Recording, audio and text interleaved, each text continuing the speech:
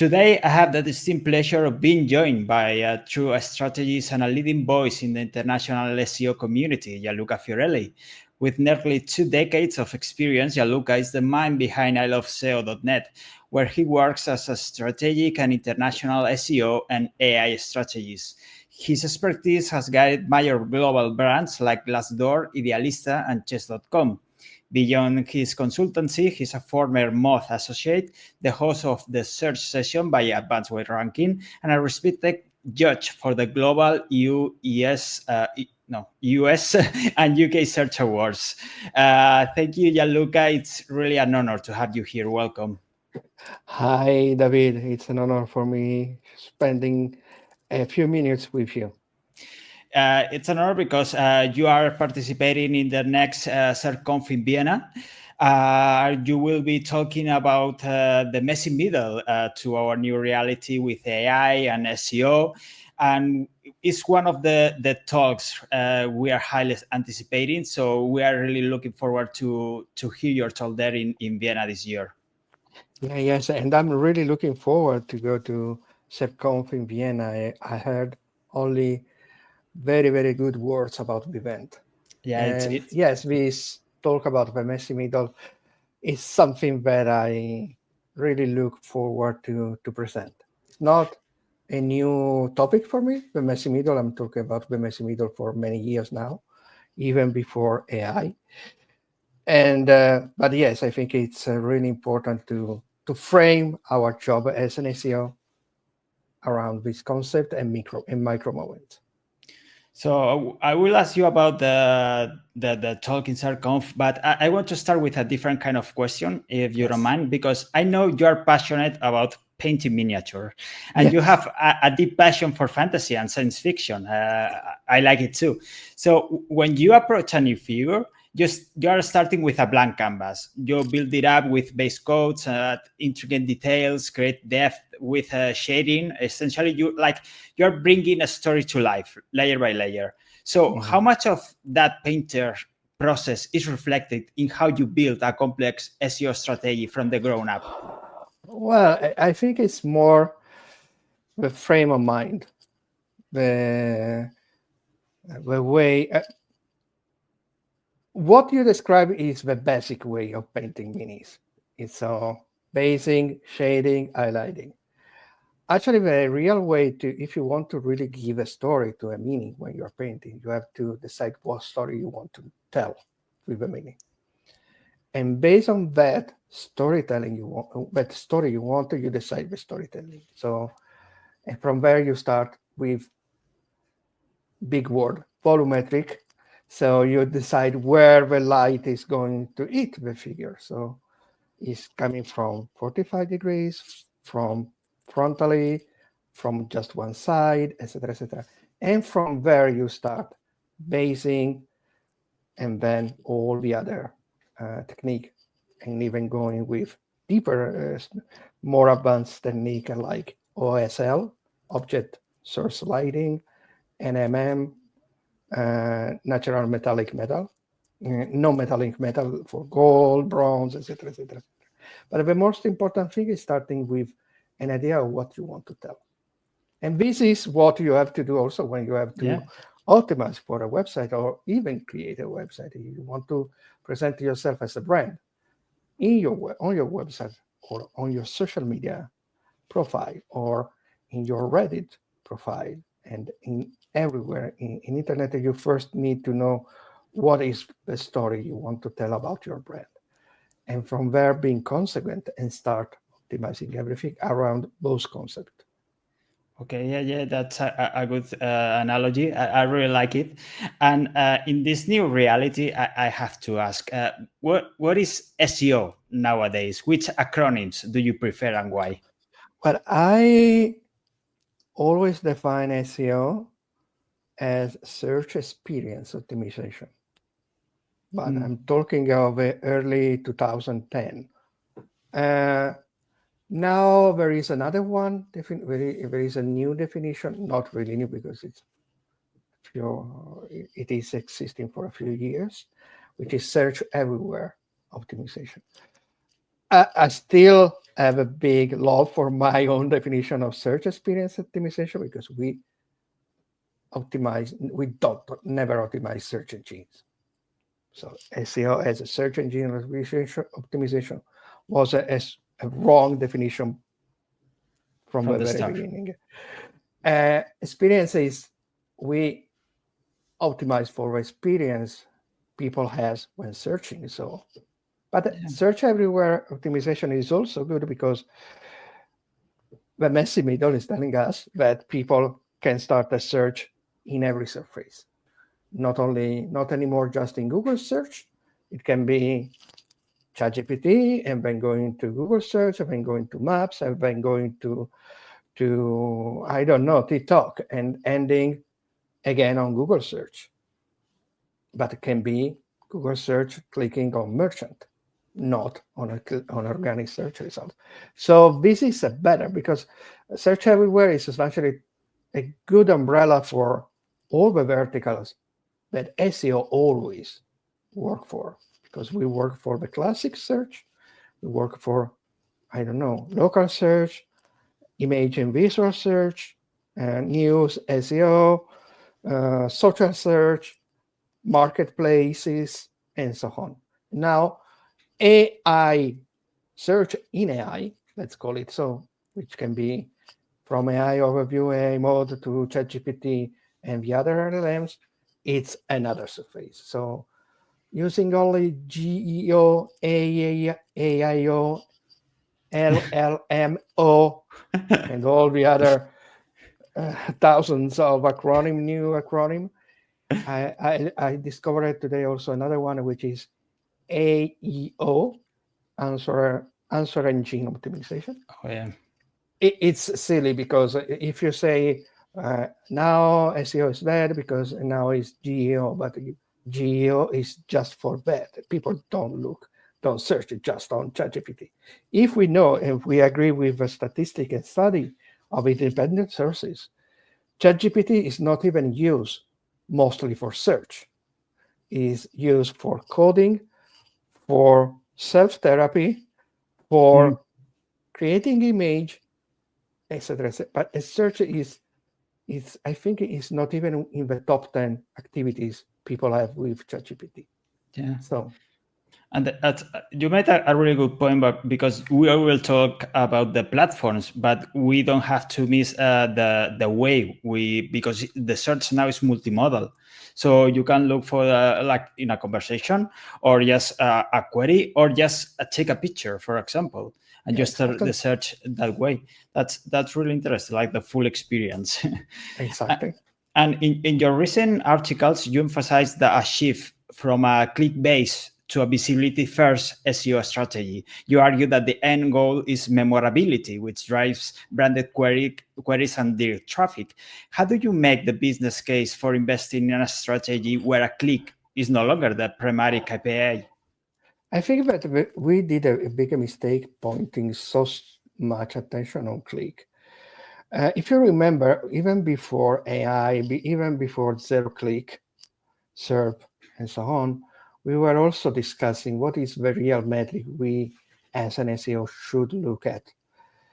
And many people, including me, even if I was still pointing a lot of attention, obviously, on click, we were saying that at the end of the day, what the client really is interested about is conversion. It can be a monetary conversion, like buying a product. It can be subscription, and subscription could be for a software as a service tool, or even for, let's say, a magazine online. A subscription is a subscription, or subscribing to newsletters. So this kind of micro conversion. So that is what really matters to a business owner, not the click. Because click, I mean, you can have 1 million visits, and just only if you are measuring revenue for impression, ad impression, like the classic affiliate website and so on. That traffic most of the time is not so qualified. I mean, it's not going to convert. It's entering and going away. So in that sense, click is not such a reliable metric. So visibility, if we just focus on SEO and focus on what is the situation now and how people behavior also change in search, is visibility can be a good metric because the more we are visible, the more we are impacting substantially in the memory of the people searching everywhere. That means that somehow the concept that Rand Fishkin and Amanda Natividad preached for many years about zero-click marketing are valid also for SEO. And visibility for visibility is just noise. You need to try to be impactful with your visibility. For instance, let's say, very stupid example. If someone is searching for something like things to do in Valencia during the weekend, and substantially only looking at the search results, classic search results, all the results are presenting the classic 10 things to see, and the 10 things to see are always the same things, like go to the City of Art and Science, go to the cathedral, have a paella on the beach. Instead, if you say, okay, let's maintain the semantic optimization for this page or for this content, so to target well Valencia and things to do, so the ontology about Valencia, but maybe you can do the 10 weird things you can do in Valencia, or 10 strange things you can do in Valencia, or go against the mainstream storytelling. That way, you are visible, but you are also able to catch the attention. And when you catch the attention, you usually catch also the click. And the click makes memory because you enter in the memory, in the Chrome, Google search memory of the people who have clicked on you. And this makes that the next time that same person is going to search for you, Google will remember that you clicked and maybe stay because of dwell time and small pogo sticky on your page. And so probably it's going to push your search results, if you are already visible, a little higher than you should be, because you, for Google, are more relevant for this user than other search results. And this is the same also for ChatGPT and LLMs because of the memory the memory they have. We must pay attention for, because memory sometimes is a short memory, is no, in LLMs is more shorter than longer. So we should create this kind of memorability attached to the visibility we earn, something constant. That's why I talk about awareness, visibility, awareness, attention, visibility, and Okay, memorability. that's really interesting. And you're talking about the user, of course, and you usually go beyond search intent and talk about analyzing the emotional drivers and the tone behind a query. And this is another fascinating layer. So, how can an SEO team research and map these emotional triggers? I don't know if you have any tools or processes like, I don't know, Reddit mining, Well, for more example. than tools, this is a process, and everything started with a really very good audience research. You must know your audience, and so if you really did a very good audience analysis, you can also understand what are the emotional triggers that brings people to search something.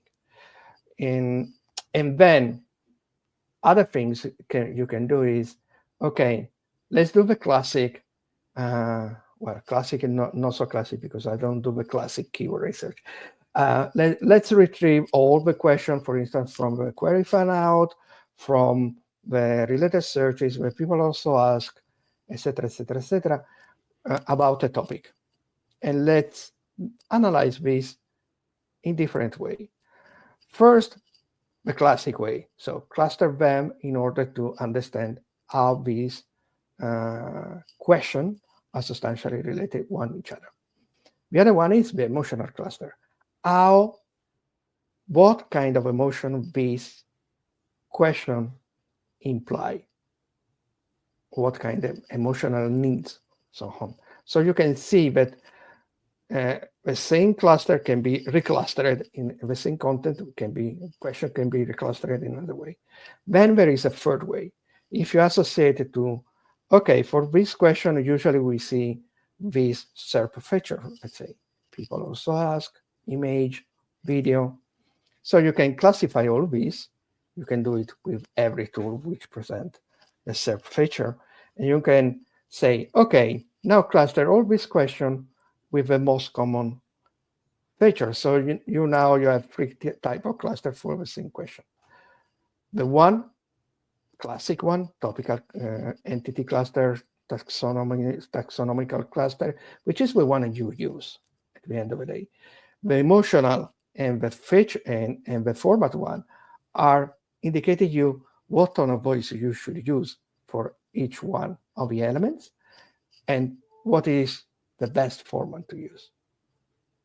This is, I think, a best way to have that impact when you are appearing on the SERPs that I was telling before.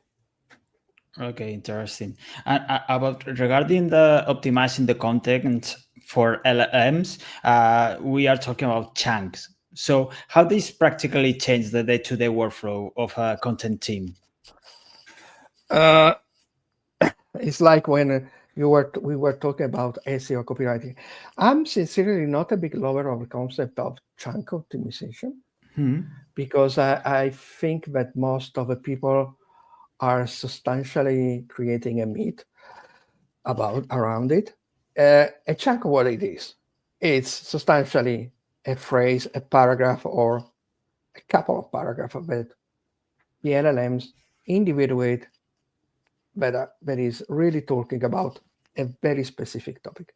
So it's not that we must create chunk and chunk and chunk. What we have to do to tell to the writer is we want to talk about this, make a good brief, and please structure the content the written content in a way that we are not going to have walls or words without any structure. Use a style which is substantially represented by short phrases. Every phrase, every segment of your content really clear about a specific topic or subtopic or subtopic. You don't have to tell them you have to create a chunk about this, because if not, it's easy. The concept of chunk is interesting for another thing, which is not really how to create content. Is okay, if LLMs are considering chunks, maybe I don't need to create a new content. Maybe I just need to update something that I have in order and to add a chunk which is expressing clearly what I want to say around this topic. Just that. It's not to reinvent the wheel, it's just to being clear. Clarity, and in LLM terms, being monosemantic. So everything we are saying in a phrase is just about something and not one specific topic. And that way, we are already optimizing for chunks. Okay, that's very interesting. And what are your thoughts about EEAT? Like, because you always talk about not being a checklist, more of a semiotic framework. I don't know. You could expand on that a little bit. Okay, Google always said that these are concepts. Concepts that usually are expressed by signals. The problem is that signal and sign in English are quite similar, and sign is the semiotic terms.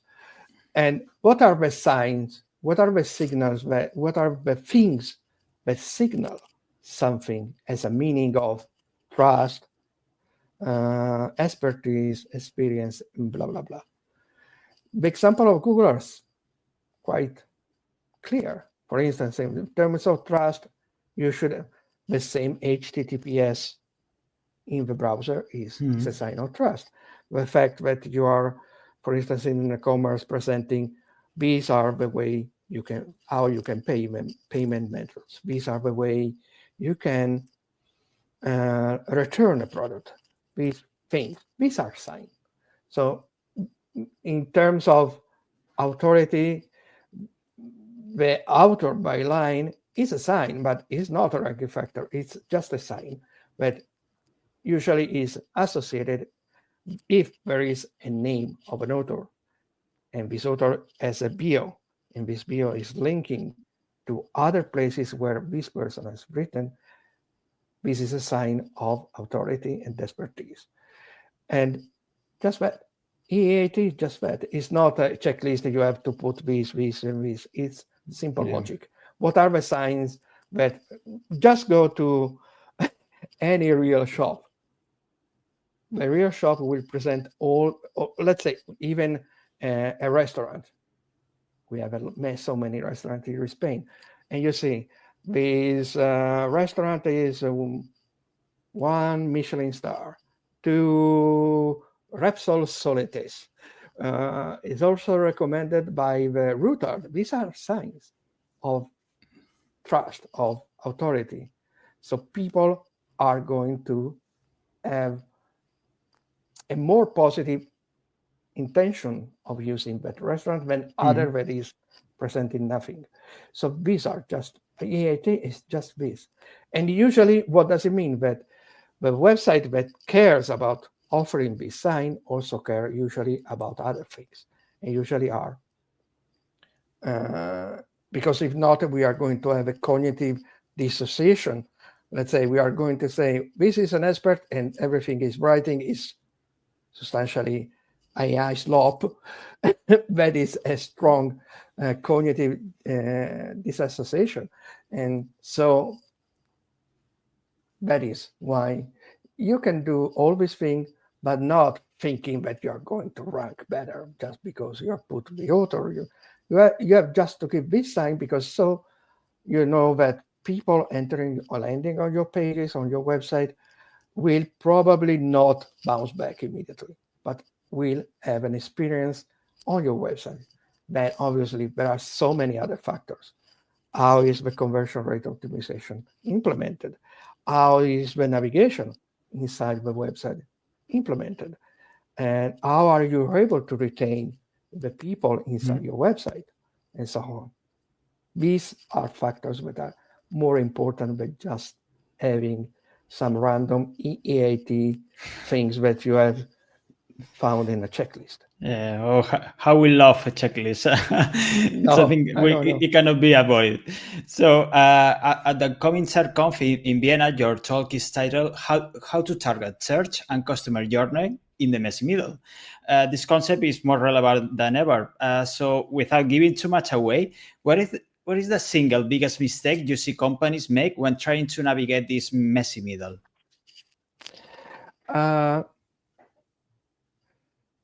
The biggest problem is it's a problem that always existed, I think, and it's a foundational problem. I think that the biggest problem many websites have is to create an architecture, an information architecture, which is not truly reflecting how people search about your product or your services and so on. It's a self-made theoretical architecture, usually what I call the classic catalog taxonomy, which many times is not how people are searching stuff. So I think that to navigate the messy middle, you really need to know how people are searching and integrate these insights in order to create a supplemental architecture taxonomies. And doing so, you are going to implement all the things that I also talked previously in this interview. So clustering, emotion clustering, format clustering, and then especially a secondary problem, which is usually correlated to the first one, is that website,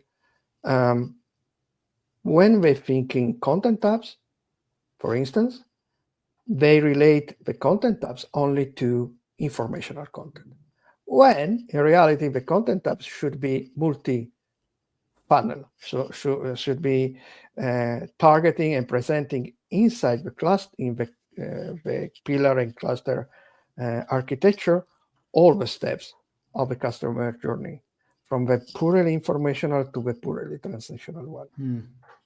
In doing so, you are going to really give to search engines and whatsoever, and also to user, to the real people, the impression, the sensation that you are really expert and focus on that topic.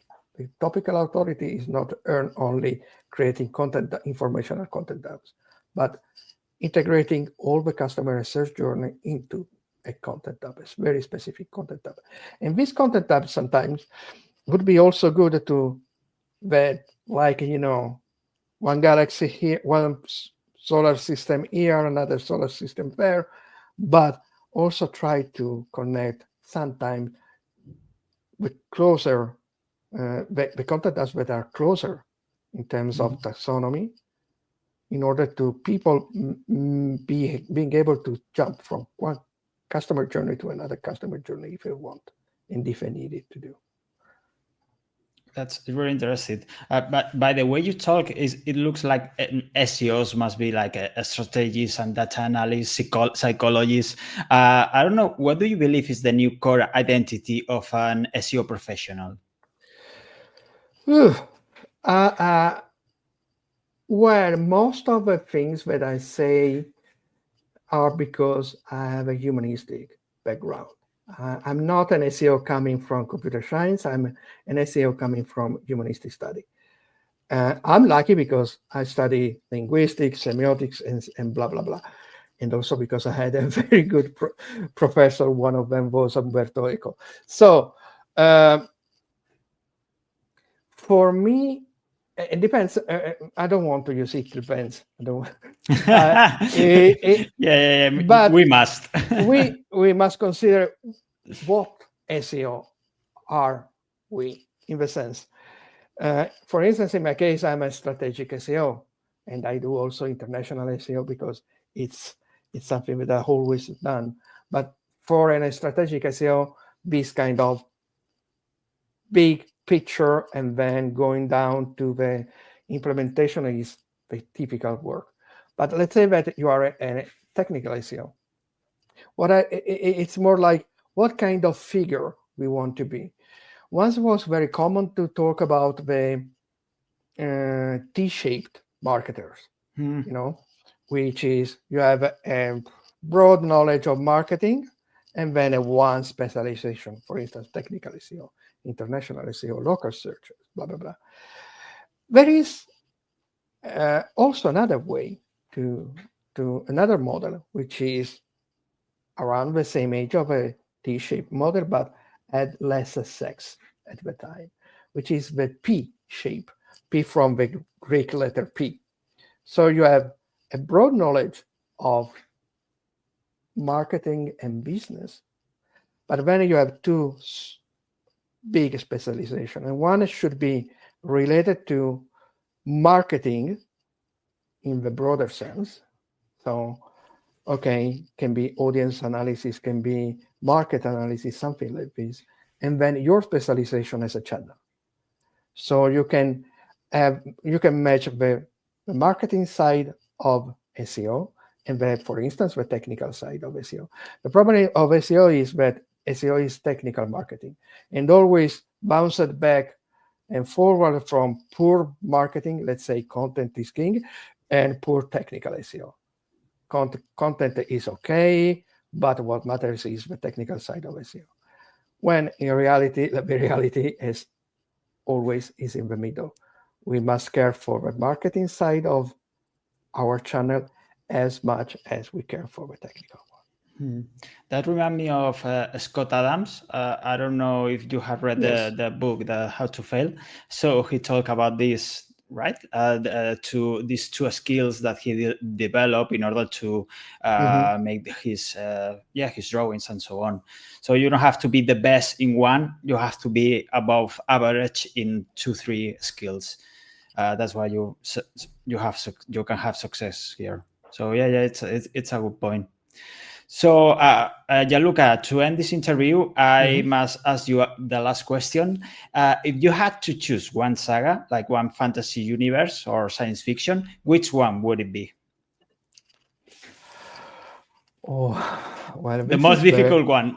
yeah, this is more difficult when talking about SEO because, well, recently we had the season 2 of Andor, so right now I'm very pumped up with obviously Star Wars. And But you are if in I, Coruscant, right? You are in Coruscant, so yes, I live in Coruscant actually, and not so far from the Senate. And but if I have really to choose, I would choose the Lord of the Rings because it's the I started to read it, The Hobbit, when I was 12 years old, and then 13 years old I read all the Lord of the Rings. During the years, I read all the history of Middle Earth books.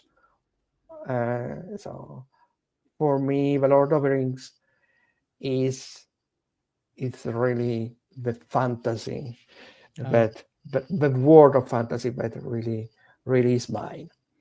do you like the Amazon Prime series? No, but I watch it, but I watch it as okay, something Something slightly, related, yeah. yeah, something related to the Lord of the Rings.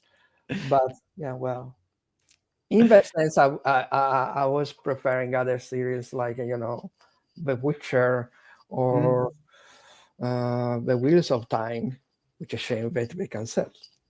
Yeah. So, yeah, Luke, I can't thank you enough for your time today. This has been an incredible, insightful conversation.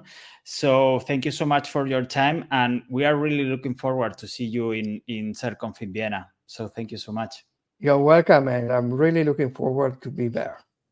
So, if you guys want to know more about it, yeah, you can see Gianluca in Vienna with his talk, How to Target Search and Customer Journeys in the Missing Middle. I'll be there. So, I'll be happy to learn more about it. Thank you so much and see you later. Bye bye.